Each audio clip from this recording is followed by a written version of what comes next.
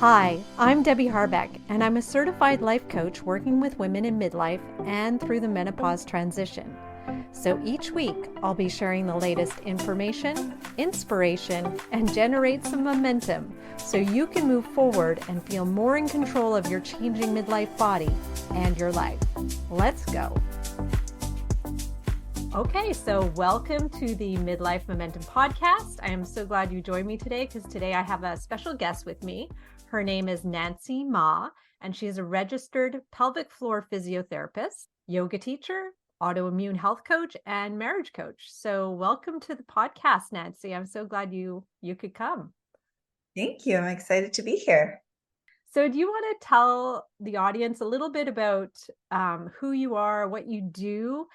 Because one of the reasons I did invite you on, obviously, we're women in midlife, and I know that you're a pelvic floor physiotherapist, and that was one thing that intrigued me. So that is something I know we'll spend some time talking about, and then we'll just see where that takes us. So Sure. tell us a bit more about that. Well, by trade, I am a pelvic floor physiotherapist. I started off just like most new grads do. Well, I started off in private practice where I saw a lot of people who came in to see me for various injuries after work or work injuries sort of thing. And then I just started noticing pretty early on in my career a trend of, let's say, kind of symptoms that people were experiencing. And I just realized that a lot of those issues were just due to having a busy and stressful lifestyle. Mostly I worked in the city, so a lot of people who have busy, hectic lifestyles, and a lot of them women in midlife who had to juggle a career, taking care of kids, and all the usual stuff that women do have struggles with. So when I became a mom myself, I kind of just wanted to learn from those challenges and not go down that route and have those same issues. And so that's when I really got into yoga and having a healthier lifestyle overall and eating healthy. And I became an autoimmune health coach. And I also did my training in pelvic floor, which I didn't do until I was pregnant with my daughter like 10 years ago.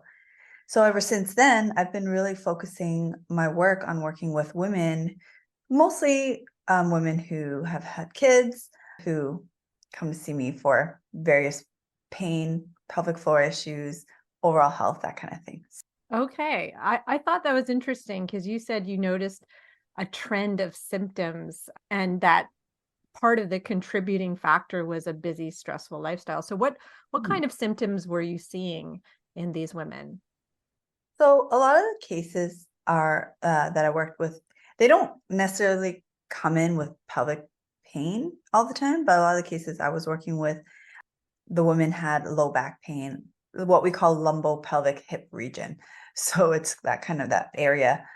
So low back pain, sacroiliac joint pain, so the SI joint pain, kind of where your back meets your tailbone, hip issues, where your leg meets your pelvis, and pelvic floor. So those are kind of the main areas that people would have issues with. And usually it came from, not always, but after having kids. There's lots of women who have pelvic floor issues without having kids. But I just noticed that the busier their lives got, and especially busier their children's lives got, the more pain they would have. And the more problems would accumulate over the years because these things just don't happen from nowhere. There's usually an inciting incident and it just gets neglected and builds up over time. And then eventually it can lead to dysfunction and poor mobility, which is ultimately why they end up in my office. So a lot of pain, I guess. Is pain really like the trigger that sends people to you in the first place, or are there Yes. other things that are happening? Yes. Unfortunately, the reality is, and I would like there to be a different reality, but the reality is that most people don't do anything about their problems until it becomes painful. So, we've probably all heard the saying, when you, or maybe people haven't, but your body sends you whispers, and if you don't listen, it'll start to yell at you. That's just the normal case. We don't hear those whispers because we're busy. We're just very distracted with our very busy lives.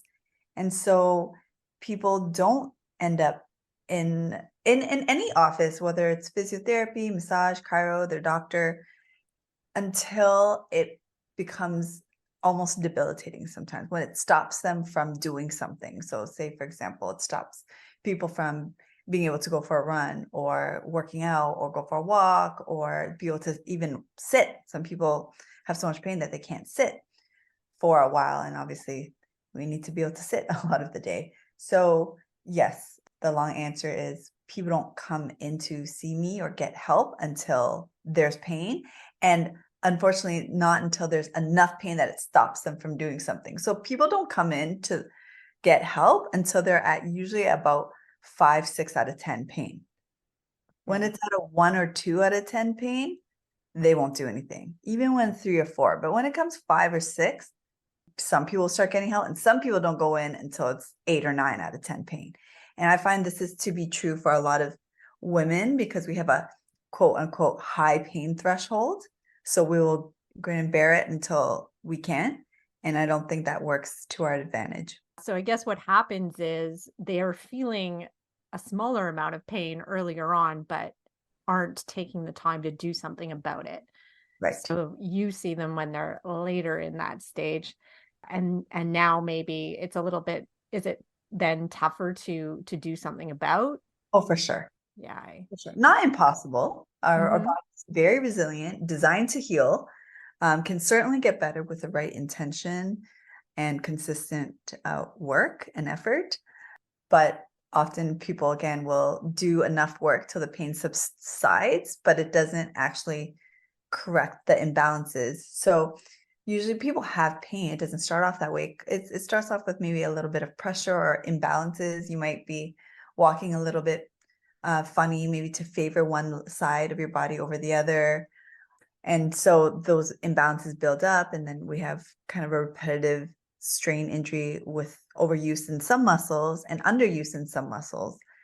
And, with relating to the pelvic floor, a lot of time people don't really understand, well, first, what the pelvic floor is and what it does. But then a lot of times we hear, oh, if you have problems, it's because your core is weak. So go strengthen your core. And the Mhm. problem with that is our core is made of so many muscles.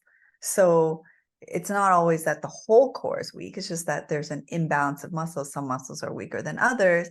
And so this imbalance will create dysfunction, which then ultimately leads to pain.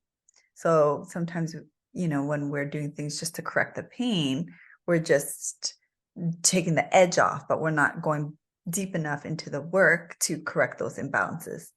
Yeah, so you mentioned like the pelvic floor and we've said it a few times already. Can you describe what the pelvic floor is exactly so that we can Yes. understand it a bit better? Okay. So think of your core as a cylinder that is not rigid. The top lid would be considered your diaphragm. So that would be the area right under your rib cage. That's your diaphragm. And the area around that, so if you look at a can, say like the area around it, where you would read the label, that is, so you have your front core and your back core, and we have side core. And then our pelvic floor would be the bottom of that can. Okay. And so this cylinder is actually very mobile. So the top lid moves up and down like a pump. That's your diaphragm. Hmm. And your pelvic floor also has to move up and down. And together, the diaphragm and the pelvic floor kind of maintain the pressure in your core. And so there always has to be this sort of pressure balance. And when there isn't, within the pressure is not stabilized in your core, we can, blow out a disc in our spine. You've heard of a Mm, herniated disc. That what yeah. happens when there's too much pressure in your core, but it will blow, so to speak, where it's the weakest. So sometimes it's the back with a herniated disc. Sometimes it's a hernia in the front. A lot of women have umbilical hernia, especially postpartum, but sometimes kids have it as well.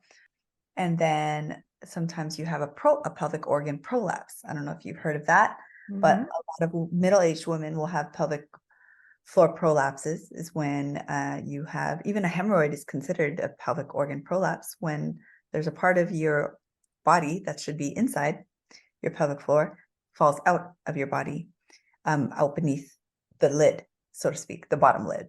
Are Yeah. you following me so far? Yeah. So I know with prolapse, I mean, you can have your uterus prolapse, and Mhm. basically it drops through the pelvic floor, or Yes. it's no longer held by the pelvic floor, so it can drop down because your pelvic floor muscles are weak. Okay, so your pelvic floor, just to kind of finish off the last question, Hmm. is that bottom lid. So it's a set of muscles that control your continence, your sexual function. So, but sorry, by continence, I mean your bowel and bladder function, your sexual function, and stability. So that when I was talking about that pressure gradient, we want to make sure we always optimize the level of pressure. We can't have too much or too little pressure in our core. And our pelvic floor is very important in maintaining that pressure gradient.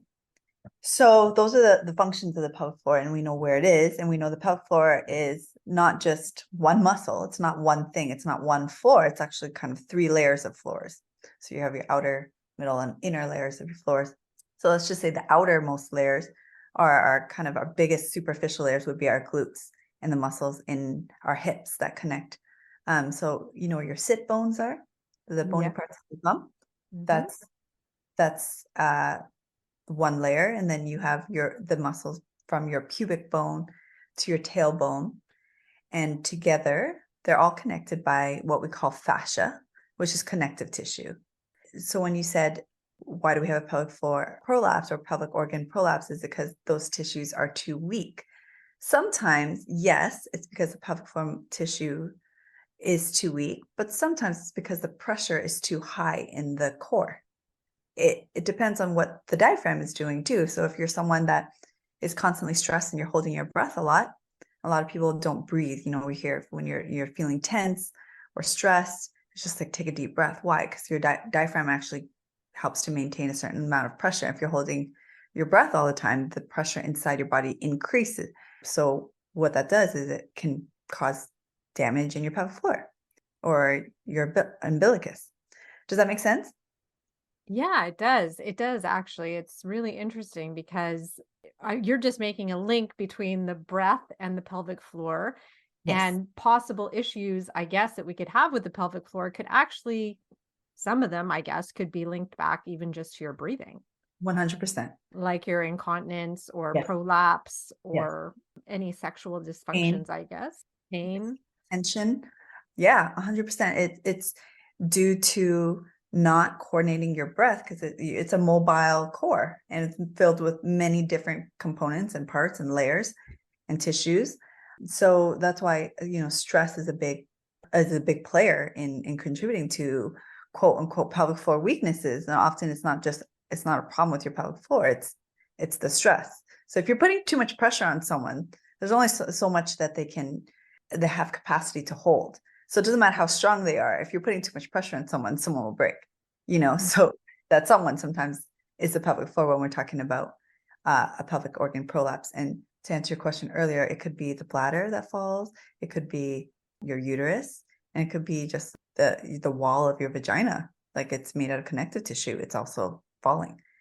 That's why I have a very holistic approach to the pelvic floor, because the pelvic floor problems don't just come from the pelvic floor. It can come from your lifestyle, like having too much stress, you're not breathing properly, you're not using your diaphragm very well.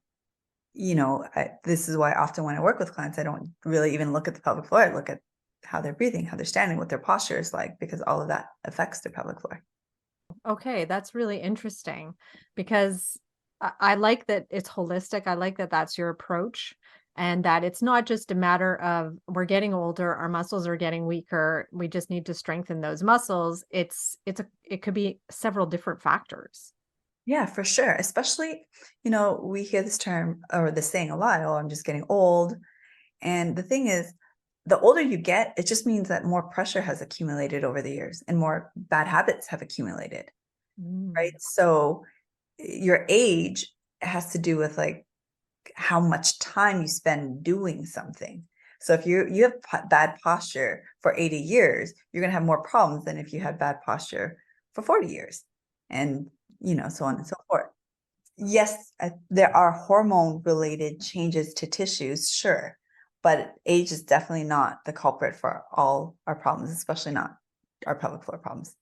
I love that there are so many factors here. I'm somebody who also works a lot with clients who have issues with stress, and I'm all about the breathing, and I'm also a yoga teacher, so I completely get that. But this is just one other layer to that, one other reason to be aware of our breath and our posture, and for all, everything that's going on in the pelvic area, we need to look at all that. That's really interesting. For sure. And in the past probably 5 to 8 years, I've really gotten into relationship coaching because I found a lot of tissue. The reason we have issues in our pelvic floor is related to our relationship with our partner too. And so sometimes it's even not just beyond our pelvic floor and somewhere else in our body. It's in how we relate to our surroundings and environment, especially with our partner, and how we connect intimately. Yeah, there's all sorts of contributing issues. Yeah. Okay. So when you talk about relationships and relating to our partners, are you talking that that is a stressful relationship, or what is it about that relationship that can contribute to issues with the pelvic floor?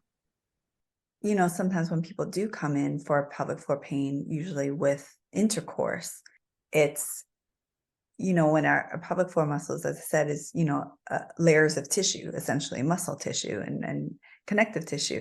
So if you are feeling not confident, not secure, and there's stress in that relationship, it will manifest or show up as tension in spots and triggers. And learning how to address those things and really find ease and stability and security can help them decrease that pain. So I'm not sure if you've heard of oxytocin, which is a hormone that is released when we breastfeed, when we have skin to skin contact, when we are having sex or having an orgasm. It's a hormone that's released that helps us bond with our partner. And so when we have that, we're able to relax. And when that happens, we can also have less pain. But it's how we learn to create this safe and secure kind of connection and attachment with our partner that we're able to have decrease tension in our muscles. Okay. I love that you explained that. Thank you. That was really good.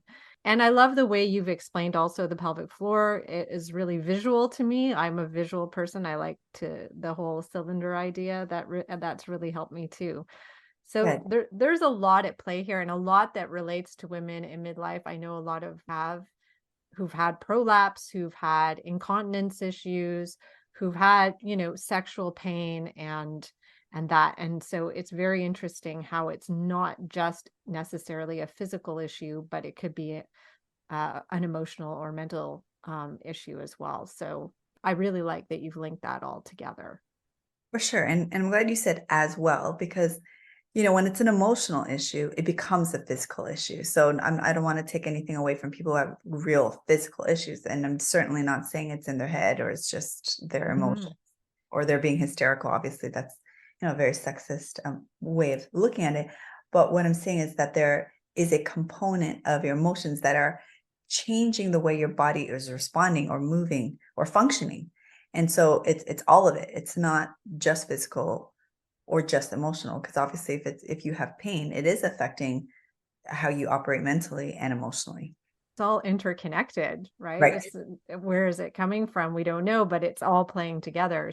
So, do you have an example of a client that you've treated, or maybe more than one, but at least one example of a client that you've treated and how they started and what the outcome was?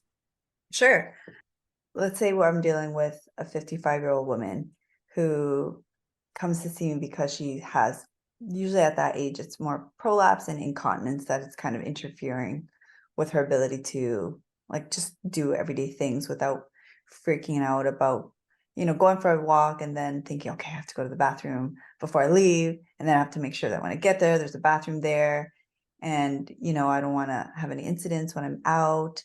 And it's also, impairing her ability to go to a yoga class because she's afraid that, she might leak And so it becomes kind of debilitating when it gets to that point where it's not just it's not scary to some people in that it's not a, life or death situation. It's not a disease, but then it starts to really impair how they function in the world. And they start to have anxiety about whether or not they can leave their house and participate in the things that they like to do. And so she's not going out as much, and she is starting to have pain with sex, and her prolapse is getting worse. And then she's thinking about getting a bladder lift, because that's 90% of the time when it gets to that point, go to the doctor first. The doctor will say, let's get you in to see somebody about possibly getting a bladder lift. And so what a bladder lift does is they lift the tissues where the bladder has dropped. It lifts it above the level, so you're not experiencing that discomfort of having your bladder kind of dangle outside of your body. But now that, we've talked about the pressure, that doesn't change anything about the way your core functions and how much pressure you have. So like 90% of cases, okay, I think the actual number is about 65% or 70. It's really high that they'll have a prolapse again within a year, Wow. because they have done nothing to change the dynamics of the tissue aside from lifting it up. So if you don't address the pressures or the weakness of the tissues, then it's going to happen again. So interesting, because yeah, I would think that's what somebody would do is, oh, well, the issue is my bladder is dropping. I'm going to just put it back where it was and just get on with my life. But that's not what generally happens if you Oh, don't do right. other things, right? Exactly. Don't quote me on the number, but anyway, so then she's like, "Oh, I don't know if I want to go do that. So maybe I'll try some pelvic floor physio, because I've heard it could help." And then they come see me, then we look at, okay, so where are they all the areas in your life where you're experiencing pressure? So it's, in her lifestyle, and her relationship with her partner, and in, her work, and she's thinking about retiring, but she doesn't know if she should do it next year or wait it out for the next 3 years because of her benefit plan. So it's all the things that go on through the head, that I get them to actually really journal of all the things that are contributing to the pressure that they have in their life. And then we Mm. look at the pressures in their body, then we look at her posture and say, okay, so a lot of times when people have prolapse, they have certain types of postures. There's a certain type of posture where they grip their butt, where they're just squeezing all the time, because that's what we're taught in all these extra classes. Squeeze your butt, tuck in your core, tuck in your tailbone. So all these cues, they're not good for you, because it's a certain cue in a yoga class that you're supposed to do at a certain point. But a lot of time people hold these cues all day, so they're holding onto this pressure where they're gripping their muscles, and those muscles get tired. So anyway, we look at the posture, we look at where she's using her muscles and where she's underusing her muscles. And this will happen, over a course of obviously a few sessions, and sometimes, a few months, where she's understanding all her lifestyle factors that are contributing to her stress. And sometimes it's even the diet, because if you have a high inflammatory diet, you have more inflammation, you have more pain. Looking at that, we look at the posture, the lifestyle, relationships, and then we start to take away the pressures before we even make any real change in the body. And so that people are always amazed at how those changes help immensely. So even something as simple as drinking more water, drinking 3 liters of water every day, because that decreases pressure, you're increasing flow. And that's always mind-boggling to women who have incontinence, because she's so afraid of leaking, but she doesn't drink that much water, but she's running to the bathroom all the time. So anyways, I help them maintain a better relationship with their water intake and outtake. Then we start to look at, okay, so how can you change, certain easy things? So in your posture, how do you change the way you stand? A lot of times when I help women just with a few dietary modifications, I wouldn't call it diet, but like a few modifications, and their posture, that does so much already. That's like helps like 60% of the issues, just with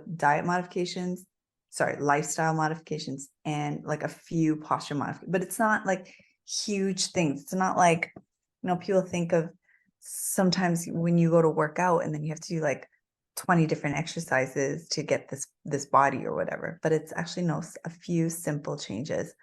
Even the way they sit, it should be just the way you sit, can make these changes.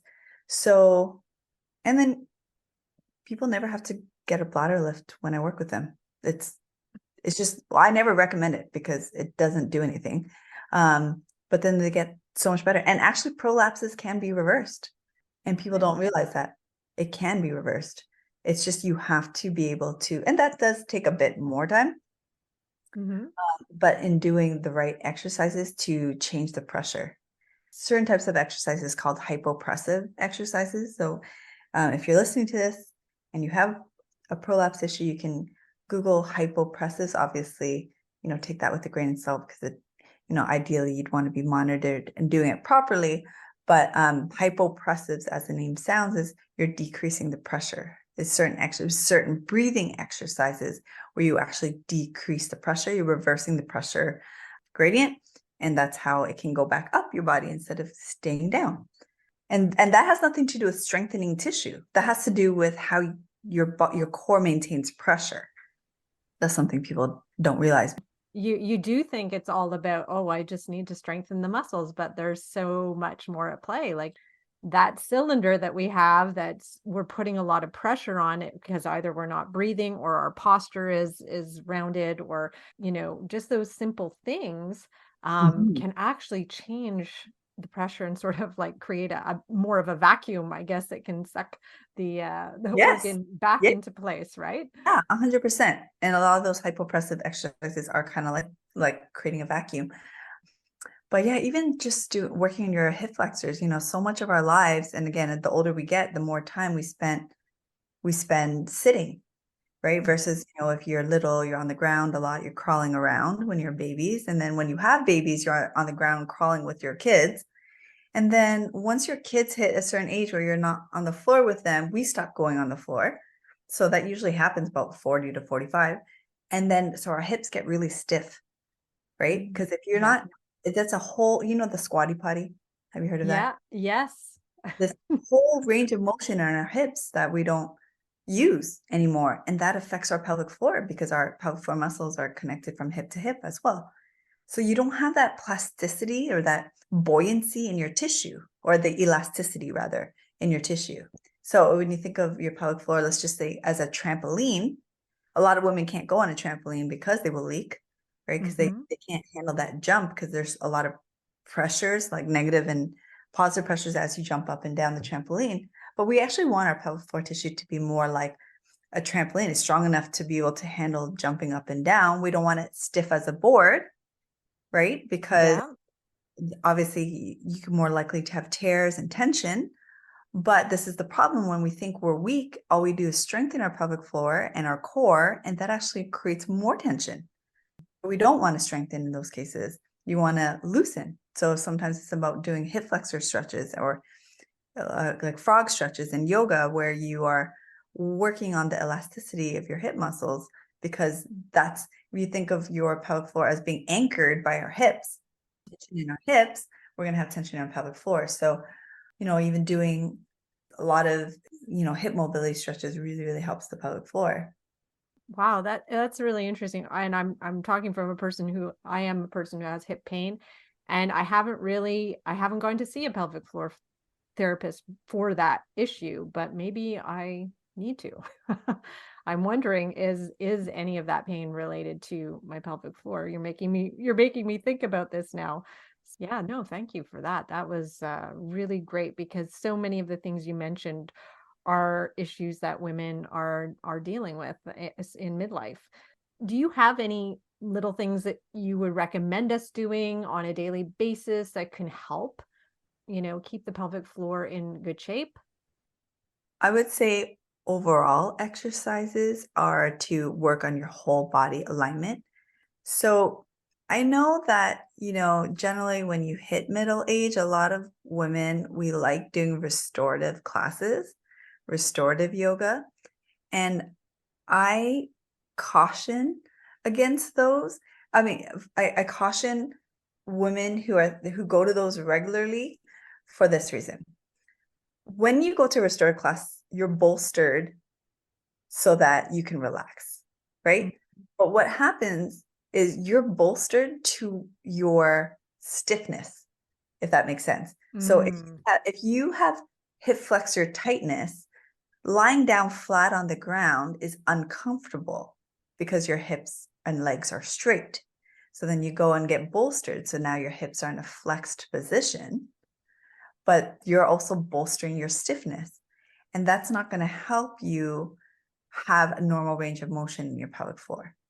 So what I would say is overall whole body pelvic friendly exercises is doing things where you're working your whole body alignment, like learning to lie down in shavasana flat on the mat. And using the wall, I love using the wall as a prop to stand with your back against the wall and learn over time to be comfortable with being straight. And that's very uncomfortable for people because over the years, as they've developed stiffnesses that have led to poor posture, having straight posture is uncomfortable. But you want to really work on alignment and breathing while you're fully aligned. And that takes time. So sometimes if you're really bolstered up, you might, instead of having 2 pillows under your legs, go down to 1 pillow and then eventually go down to 0 pillows. And then also doing, as I said, breathing exercises when you're aligned. So learning to do it on the floor and then doing it, against the wall. Bridges in general are a great exercise, but then a lot of people do bridges poorly. So it's hard for me to give you like a general exercise because, obviously Mhm. people have different needs. I love bridges as a general exercise, but bridges is done not correctly a lot of the time. And also, even obviously it's something like the Kegel is not something for everyone to do. And it's even for the people who are supposed to be doing Kegels to help their pelvic floor, they're doing it wrong as well. So I guess to walk away with this with general tips is to breathe more and slow down and really look at the areas in your life where you're feeling a lot of pressure and stresses and how you can minimize that, how you can do less to get more out of your body instead of trying to do more to cause more issues potentially, if that makes sense. Yes. Yes. I love that. I love what you just said. Because I think we always think, well, I have to do more. I just got to do more and then it's going to Mhm. get better. But in fact, it's the doing too much that's the problem. Right. So it's like, dropping things like, can I let go of something that will decrease my stress, that will allow me to breathe and feel better, is maybe the most useful thing we can do. And another thing I picked up on when you were talking is the water. So you Mhm. mentioned drinking water is also quite helpful, right? Yeah, the right water. The um right water. the Okay, right what's the water. right water? Well, I like to drink reverse osmosis water with mineral drops in it because reverse osmosis water has no minerals, and we need mineralized water, but often tap water has chlorine and a whole bunch of chemicals and contaminants in it. So we want to drink pure water, pure mineralized water as best you can from non-plastic water bottles. I know Mhm. sometimes that can be tricky, but the reason for drinking water is we want to keep, well, so many reasons. Uh, it's good for your blood pressure. Actually, the reason I got into drinking water more and how that totally drastically changed my life was when I was in school, I was very dehydrated. My periods were terrible. I had terrible headaches and sinus issues. And whenever I went to donate blood, they couldn't even draw enough blood out of my body because I had such low blood pressure.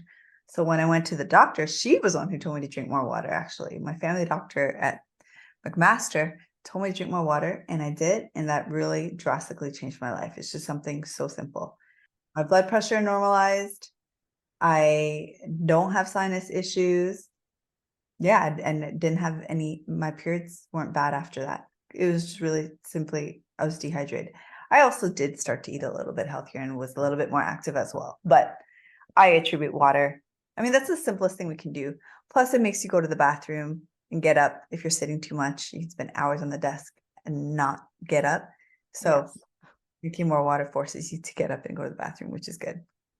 And you want to go to the bathroom when you have a full bladder. So if you go pee, count how long your pee is.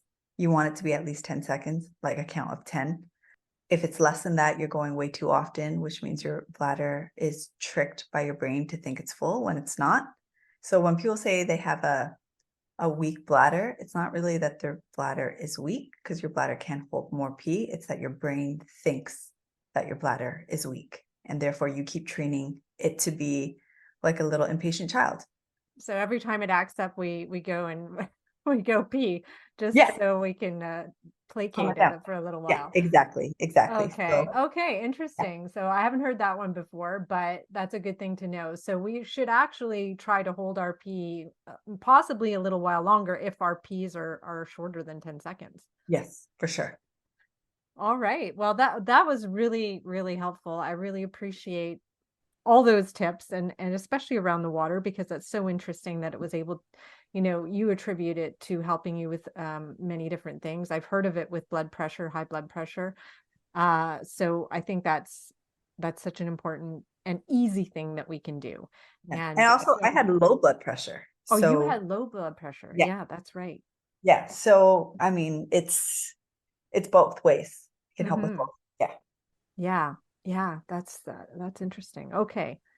So, before you go, and I'm so glad you were here, and this has been really educational for me, and I'm sure for my audience. So, what for you, this is my last question, is the best part of getting older? Oh, I really, really love, love getting older. The best part is I just appreciate life more. The more you live it, the more precious, well, for me, the more precious I know life is, because I've, I feel like, we, well, I'm at that point where I've kind of lived as much as I will be living, kind of when you get to that midlife.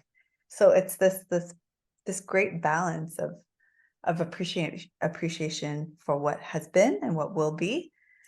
I just have so much gratitude for the miracle of our bodies. I've carried my body has carried me all these years, and I'm relying on it to carry me even more years. So I have to be kind to my body in order for her to do that for me. So I don't know if that answers I, the question, but yeah, no, that's a beautiful way to answer that question. I really love that. And that to think of our bodies that way, that we are taking care of our bodies.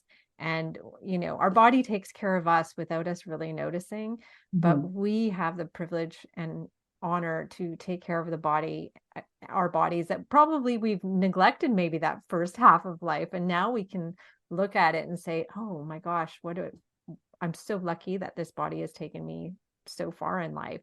And now I'm gonna take better care of it. I'm gonna give it what it needs. No, I love that. What a great way to answer that question. Thank you. So, Nancy, if anybody in my audience wants to get in touch with you and they want to learn more about what you do, how can they do that? they can reach out to me at my website is liveyourheartout.com, and my contact info should be there. Yeah. So perfect. Are you on Instagram or Facebook? They can find me on Facebook under my name, Mom. Okay. Yeah, I'm Under not much Nancy. of an Instagram person yet. I'm trying to figure it out. That's okay. I think we've got enough going on. You don't need to do that, but that's amazing. So liveyourheartout.com is where we can find Nancy. And I just want to thank you so much for all the wonderful information you shared with us today. I think it's so helpful for everybody in my audience. I'm sure everybody in this audience can relate to at least one thing you said. It's going to be so useful. So thank you so much, and we'll stay in touch. Awesome. Thank you so much, Debbie. Thanks, Nancy. Thanks for listening to this episode of the Midlife Momentum Podcast. If you want to learn more about working with me, come visit me at debbieharbeccoaching.com. That's Debbie, I-E, Harbeck with a C, coaching.com. See you next week.